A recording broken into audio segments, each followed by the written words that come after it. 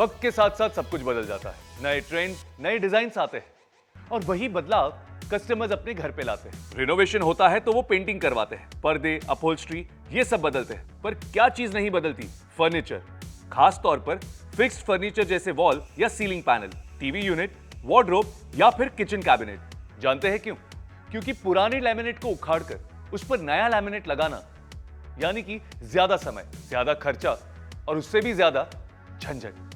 इसीलिए कस्टमर्स ये कदम ही नहीं उठाते। इतना ही नहीं, आप भी ऐसी साइट्स पर काम लेने से कतराते हैं जहां पर इतनी झंझट हो। लेकिन अगर मैं आपसे कहूं कि अब आप पुराने लैमिनेट को उखाड़े बिना उस पर नया और शानदार लैमिनेट लगा सकते हैं और उसे लगाकर अपने कस्टमर के पूरे घर का लुक बदल सकते हैं। इतना ही नहीं, आपको भी पुराने लैमिनेट को उखाड़ने की झंझट से छुटकारा मिले तो आप पूछेंगे कि कैसे? फेविकॉल रीलैम्प से। देखिए, फेविकॉल रीलैम्प दे पुराने लैमिनेट पर नए लैमिनेट को फिक्स करने की आजादी, वो भी एकदम आसानी से। तो अब देर किस बात की, चलिए देखते हैं फेविकॉल रीलैम्प को इस्तेमाल करने का सही तरीका।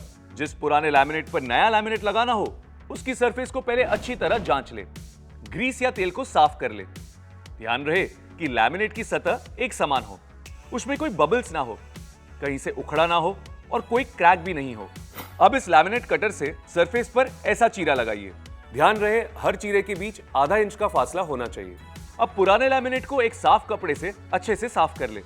फेविकॉल रीलैम्प के कार्ट्रिज के नोजल को बीचों बीच काट ले और कार्ट्रिज को सीलेंट गन में लोड करें। अब इस गन से फेविकॉल रीलैम्प को चीरों पर लगाइए। अगर सरफेस पर कहीं छेद हो तो वहां ज्यादा ग्लू डालकर उसे भर ले। अब इस फेविकॉल रीलैम्प को इस बड़े दांतों वाले स्प्रेडर से फैलाइए। अब नए लैमिनेट को पुराने लैमिनेट के सरफेस पर फिक्स कर ले। अब एक साफ कपड़े की मदद से लैमिनेट पर उचित प्रेशर डालें। अब लैमिनेट को एक बार उठाकर देख ले कि ग्लू नए लैमिनेट पर ट्रांसफर हो गया है या नहीं। अगर कहीं ग्लू ट्रांसफर नहीं हुआ हो तो वहां वापस प्रेशर दे, जिससे सही मात्रा में ग्लू ट्रांसफर हो जाए। अगर लैमिनेट कहीं से उठने लगे या किसी मरोड़ को कवर करने की जरूरत हो तो सिर्फ उसी जगह पर मास्किंग टेप लगाइए, ताकि इन जगहों पर भी बॉन्डिंग अच्छे से हो सके। मास्किंग टेप लगाते वक्त ध्यान रहे आपके हाथ एकदम साफ हो। 6 से 8 घंटे बाद आप रंधा कर सकते हैं और 24 घंटे बाद कटिंग कर सकते हैं। तो देखा आपने, लैमिनेट चाहे कितना भी पुराना हो, हॉरिजॉन्टल हो या फिर वर्टिकल, अब बिना पुराना लैमिनेट उखाड़े उस पर